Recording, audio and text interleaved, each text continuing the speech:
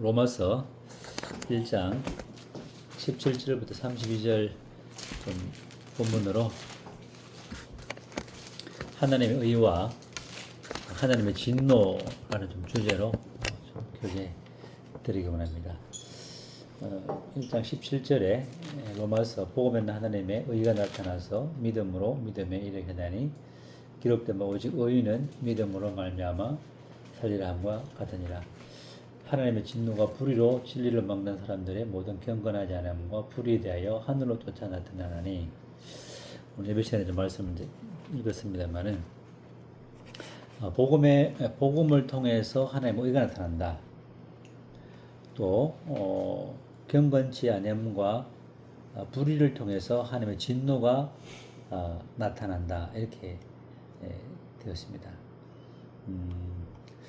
이 하나님의 의든 또 하나님의 불이든 이거는 현재적으로 나타나는 그런 하나님의 의이고 하나님의 진노라는 원어적으로 그렇게 이제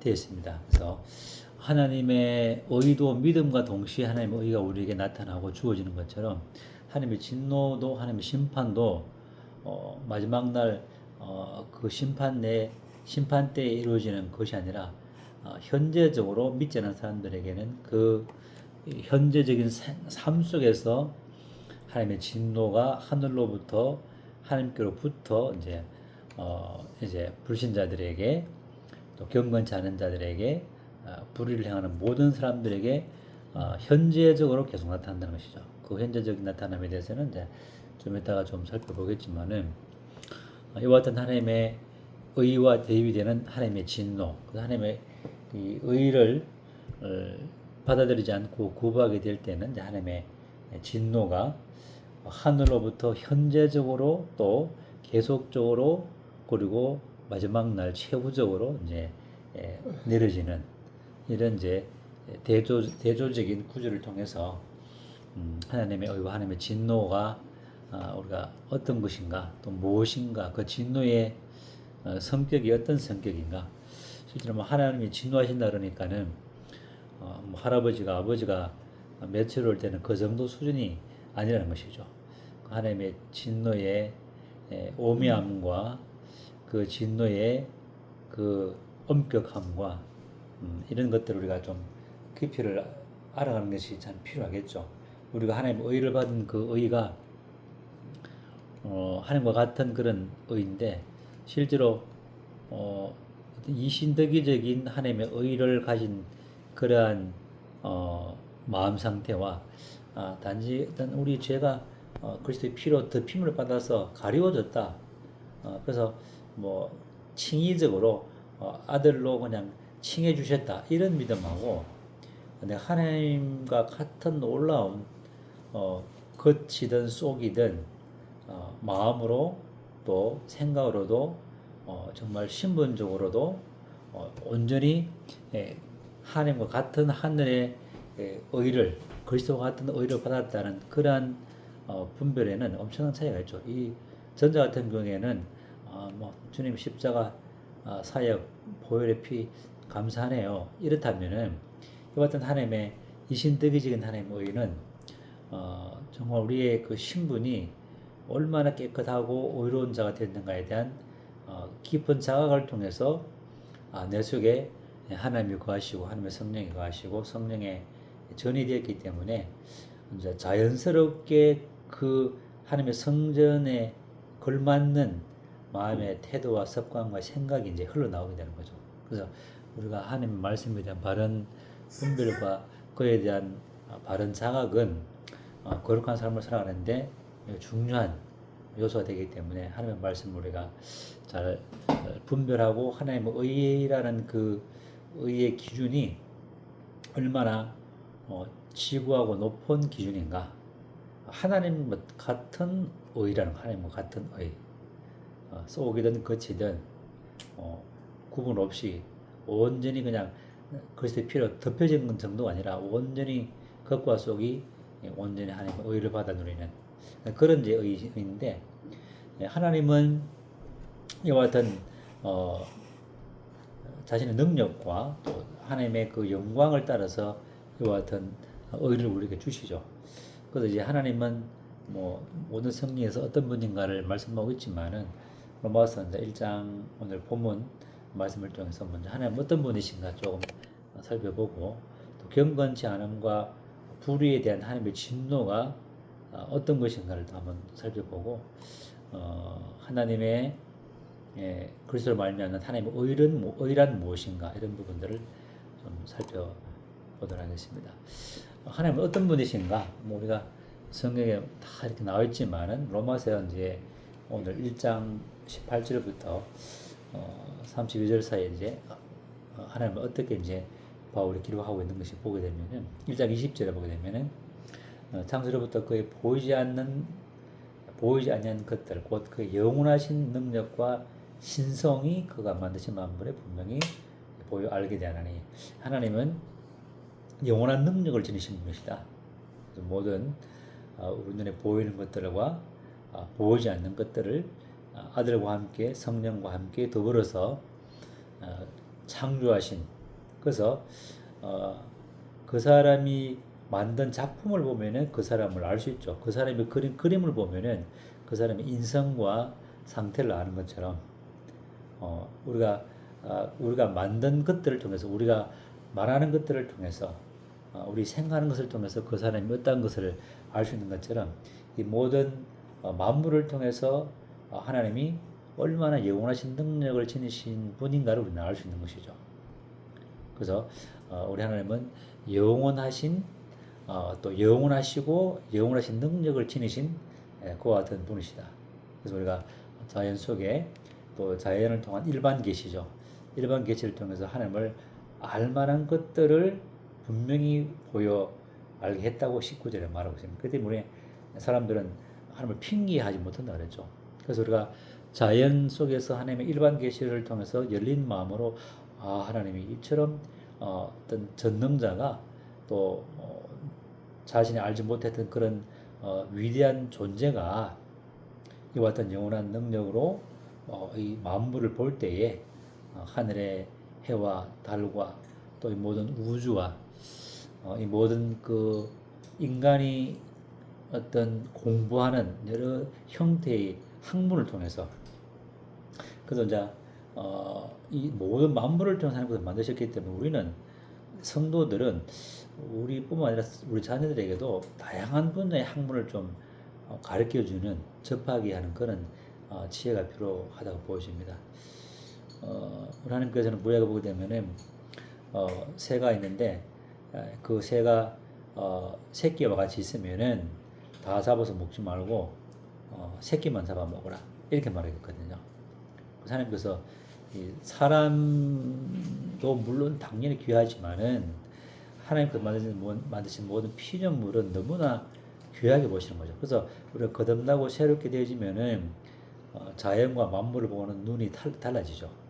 너무나 귀하고 너무나 아름답고 사랑스럽고 그 가운데 하나님의 그 능력을 보게 되죠. 그렇기 때문에 저도 할 수 있다면은 좀 나이가 뭐 이제 적은 것도 아니고 많은 것도 아닌데 좀 천문학도 공부하고 싶고 식물학도 공부하고 싶고 물리학도 공부하고 싶고 생물학도 공부하고 싶고 다 하고 싶어요.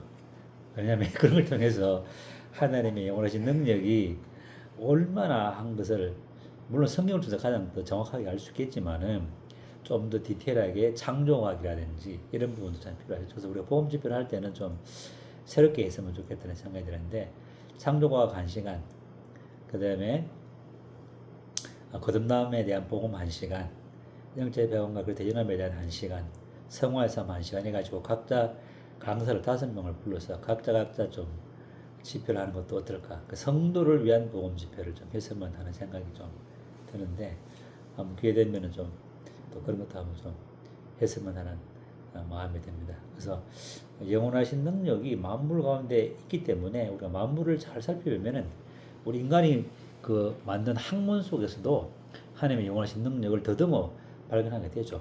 그래서 나사의 그런 과학자들은 우주의 그 신비와 그 천체들이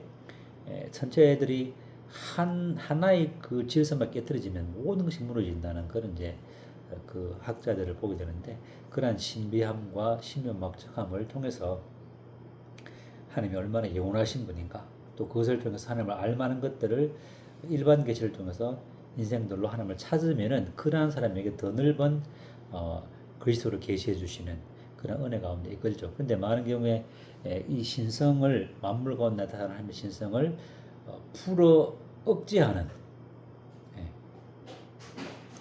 불에 대하여 하늘로부터 나타나는데 이런 것들을 이제 불어 이제 억제하는 하나님의 그 영광들을 분명히 알게 했는데 그것을 그들은 이제 하나님이 어디 있느냐 스스로 이제 부인하고 하나님의 계심을 스스로 이렇게 억눌러 버리로 양심의 그런 그 증거를 억눌러 버림으로 말미암아 이제 그들은 점점점 이제 경건치 않음과 불의함 가운데 나아가게 되는 것이죠. 또 하나님은 하나님은 그 신성 하나님은 만물을 통해서 하나님의 하나님 되심을 나타내셨죠. 하나님 외에 누가 그 신성한 능력을 만물 가운데 나타낼 자가 있겠는가? 아무것도 없다는 것이죠. 또 1장 23절에 보게 되면은 썩어지지 않은 하나님의 영광. 하나님은 썩지 않은 분, 썩지 않아야 하시는 영광의 하나님입니다.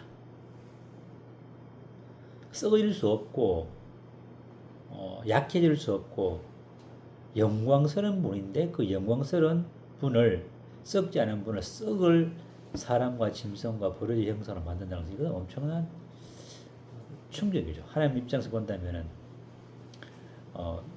용납할 수 없는 엄청난 죄죠. 우상숭배라는 것은 이처럼 하나님의 진노의 제일 타겟이고 가장 분노의 대상이 바로 우상숭배라는 것이죠. 하나님의 썩지 않은 하나님의 그 영광스러운 하나님인데 그 썩을 짐승으로 이스라엘 백성들은 광야에서 이제 소를 만들어서 금송아지를 만들어서 숭배하게 되는 그런 하나님의 신성을 하나님의 영광을 그렇게 만든다는 것은 그래서 우리 얼굴을 어떤 사람이 원숭이처럼 그렸다 그러면 참 기가 찰 노릇이죠. 우리 자매님들은 얼굴에 점 하나 빼려고 애를 쓰시는데 요즘 사람들 다 마찬가지죠. 예쁘게 보이려고 온갖 노력을 하는데 거기에다가 자기 초상화를 아주 짐승 고릴라처럼 그린다든지 그래 한다면 참 기가 찰 노릇이죠. 그래서 하나님의 그 썩지 않을 그 영광을 인생들은 마음이 경건치 않음과 불의함 가운데 거함으로 말미암아 이제 그렇게 변개시키는 뿐만 아니라 하나님의 진리를 거짓 것으로 바꾸는 그래서 이 인간의 이 죄가 25절에 보게 되면 이는 그들이 하나님의 진리를 거짓 것으로 바꾸는 또 23절에 썩어지지 않은 하나님의 영광을 썩어질 사람과 새와 짐승과 기어다니는 것으로 동물 우상으로 바꾸는 이거는 뭐 이제 능지처참의 그런 점점점 더 강해지는 거죠.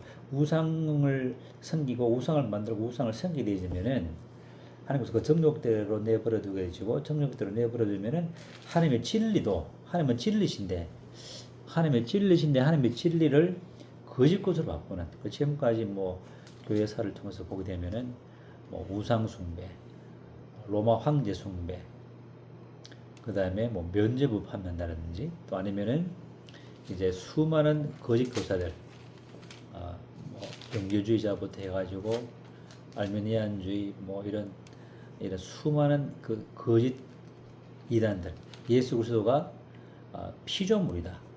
또 우리 인간은 인간의 지혜로 하나님을 믿을 수 있다. 이런 수많은 거짓된 가르침들이 하나님의 진리를 거짓 것으로 바꾸는 이런 인류의 그 역사 또 주님이 죽으시고 부활하신 이후에도 교회사의 그 모든 역사를 통할 때 얼마나 많은 잘못된 하나님의 진리를 거짓 형상으로 거짓 진리로 철학이라는 유명하에 인간 이성이란 미명하에 포스트 모더니즘이라는 이와 같은 그 세계적인 조리에 힘입어서 또 공산주의도 드러나고 나타나고 이런 것들을 보면은 하나님을 떠나게 되면은 인간이 필연적으로 다다르게 되는 것은 하나님의 진리를 거짓 것으로 바꾸고 25절에 피조물을 조물주보다 더 경배하는, 그래서 인간 이성을 더 존중 여기고 또 사상과 철학을 또 과학을 신앙보다 하나님의 진리보다 더 숭배하는, 그래서 과학적으로 증명되지 않고는 모든 것을 믿을 수 없다, 이런 이제 합리적인 사상들, 이런 것들이 다 하나님의 진리를 거짓 것을 바꾸는, 피조물을 조물주보다 더 섬기는, 자기 의를 쫓는, 율법을 쫓는 그런 하나의 형태로 불가피하게 흘러간다는 것이죠. 그래서 하나님은 영광스러운 하나님이시고 진리의 하나님이시고 또 25절 끝에 보면 영원히 찬송할 이시죠.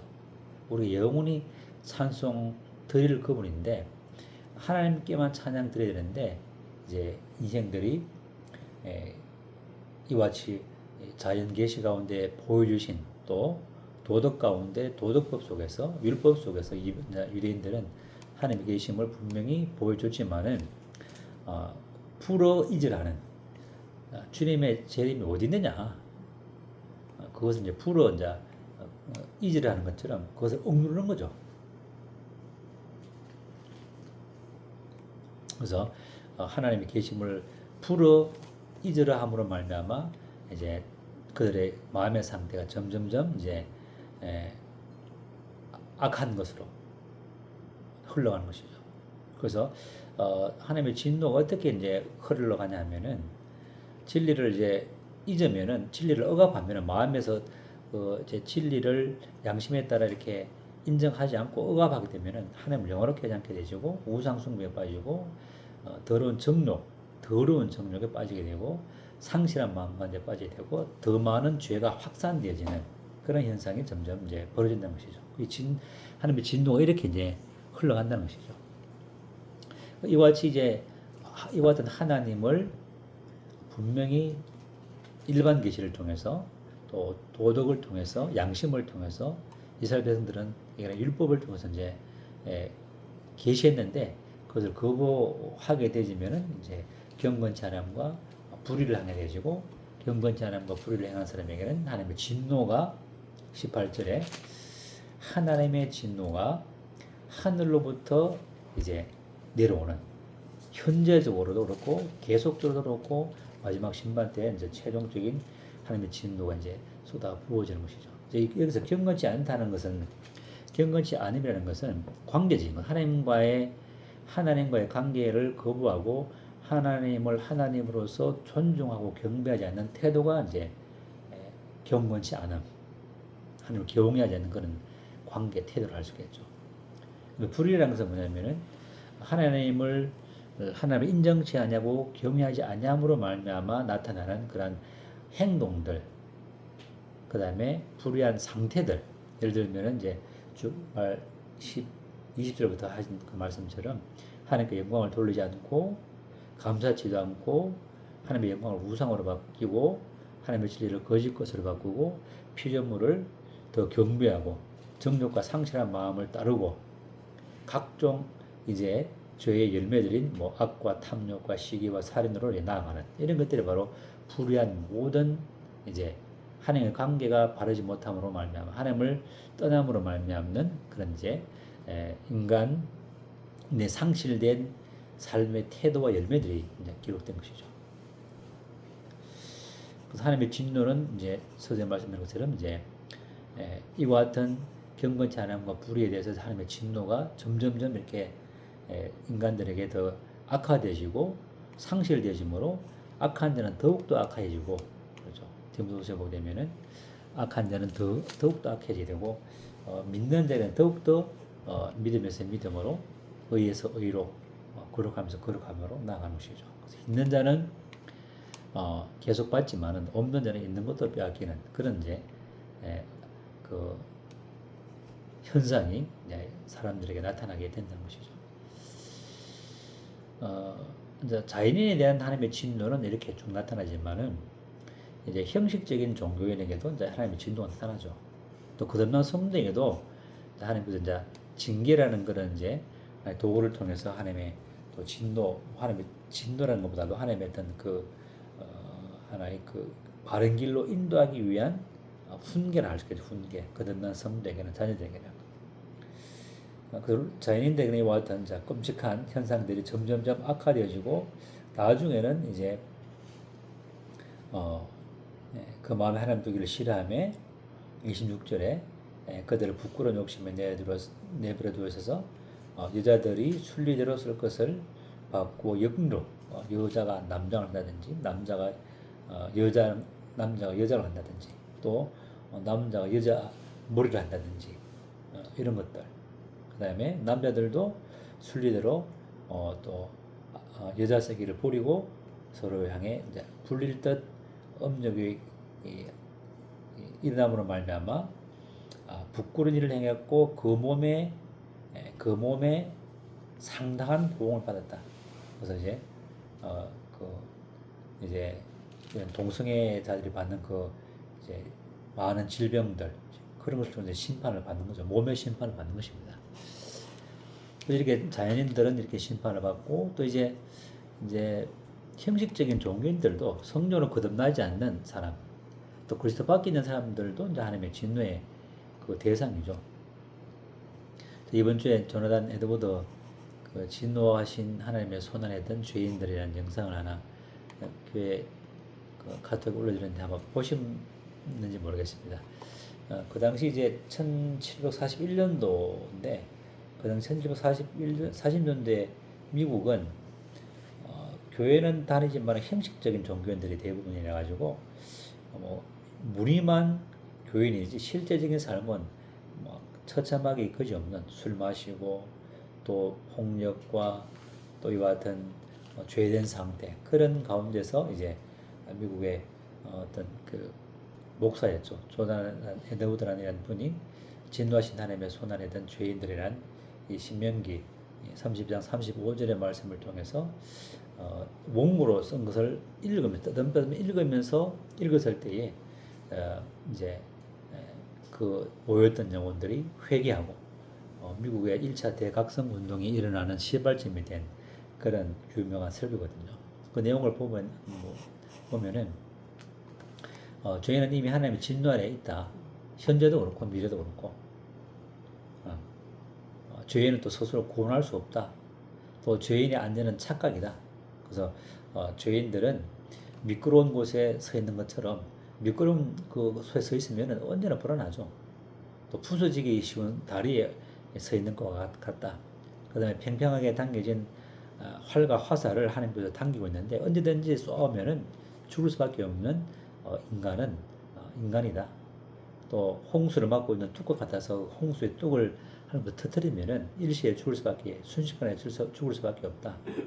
또 이 거미가 불리에 쳐놓은 거미줄과 같이 그 거미는 불이 조금만 이렇게 강해지면은 거미나 벌레는 떨어져서 불 가운데 떨어져 죽을 수밖에 없다. 이런 이제 예화를 이제 하면서 죄인들의 안전은 착각이다. 지금 안전하고 지금 병이 없고 또 뭐 사업이 잘 된다 해가지고 절대 안전한 것이 아니다. 미끄러운 것이고 부서지기 쉬운 다리고 하나님께서 그런 사람에게서 당겨진 불화살을 당기고 있다. 홍수의 뚝을 굳으면은 출애굽 때 애굽의 그 군사들이 다 죽은 것처럼 죽을 수밖에 없는 것이다. 그래서 하나님께서 붙들고 계시지 않으면은 언제든지 하나님의 진노가 바로 머리 위에 돌이 떨어져서 죽을 수 있다. 그래서 가장 위험한 것은 그리스도 밖에 있는 상태고 실제로 이와 같은 형식적인 교인들이 받을 하나님의 진노는 인간이 상상하는 것보다도 훨씬 더 두렵다는 거죠. 훨씬 더. 요한계시록 보게 되면은 하나님의 일곱 대접, 또 뭐죠? 나팔. 이런 갈수록 그 심판이 강도가 강해지거든요.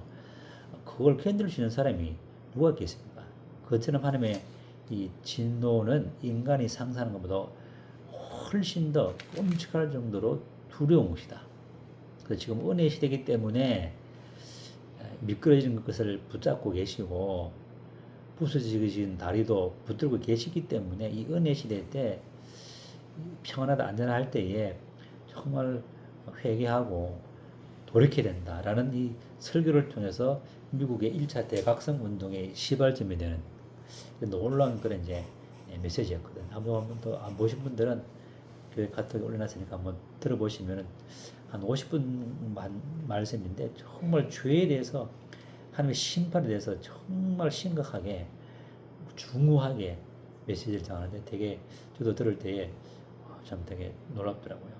그걸 통해서 평양대 각성운동이 일어났고 또 2차 대각성 운동도 이제 그 뒤에 일어나게 되는데 물론 이제 조나단 에드워프뿐만 아니라 조지 휘필더 이와 같은 분들도 그 당시에 함께 대각성 운동의 메시지를 전개했던 사람인데 이와 같은 걸 통해서 미국이 다시 회복되어지는 그런 이제 역사들이 이제 기록되어 있죠. 프랑스 같은 경우에는 이제 프랑스 대혁명이 일어나는데 이런 것들은 되게 인본주의 하나님을 떠난 인간 이성을 우상으로 삼는 그런 게 프랑스의 대혁명이거든요. 그러므로 프랑스는 이제 점점 더 이렇게 프랑스에서 수많은 이단들과 철학자들이 나타나서 하나님을 대적하는 진리를 대적하는 진리를 떠나는 하나님의 진리를 거짓 것으로 바꾸는 수많은 사상들이 이제 많이 나오죠. 그럼 영국에서는 이제 어떤 그 많은 그런 이제 19세기, 18세기에 하나님의 사람들이 일어남으로 말미암아 회개하고 영적으로 이렇게 각성되어지는 그런 일을 통해서 영국을 통해서 많은 선교가 이루어지고 또 사회가 개혁되어지는 정화되어지는 그런 일이 있었거든요. 그래서 우리 형식적인 신앙에서는 정말 또 형식적인 그런 교인들이 받을 이와 같은 하나님의 진노, 자연인도 마찬가지죠.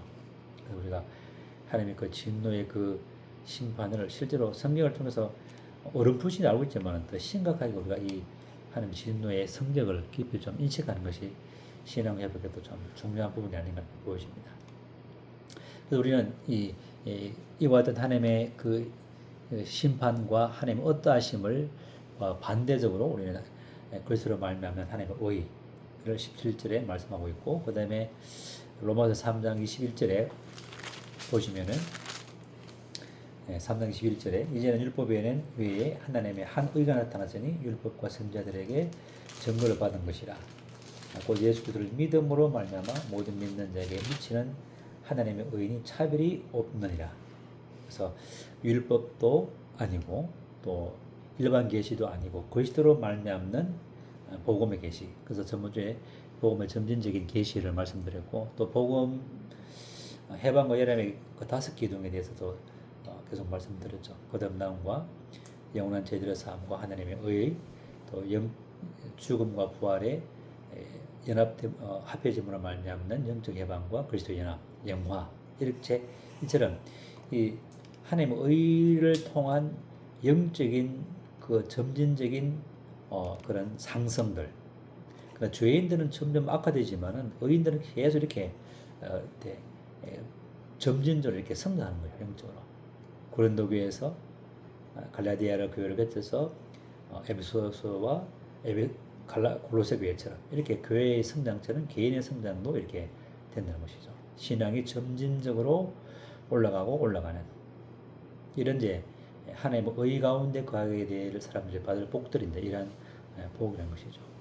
로마서 6장에 로마서 1장부터 로마서 5장 11절까지는 죄들에 대한 문제를 다루고 그리스도께서 피 흘리심으로 우리의 죄를 영으로 속죄하신 것을 말씀하셨다면 로마서 5장 12절부터 8장까지는 내가 주님과 함께 십자가에 못 박히는 너희가 그것을 알지 못하느냐 이미 너희가 주님을 주님께서 우리 모든 죄들과 단수의 죄의 권세로부터 육신으로부터 아담의 DNA로부터 옛사람으로부터 이미 죽었다.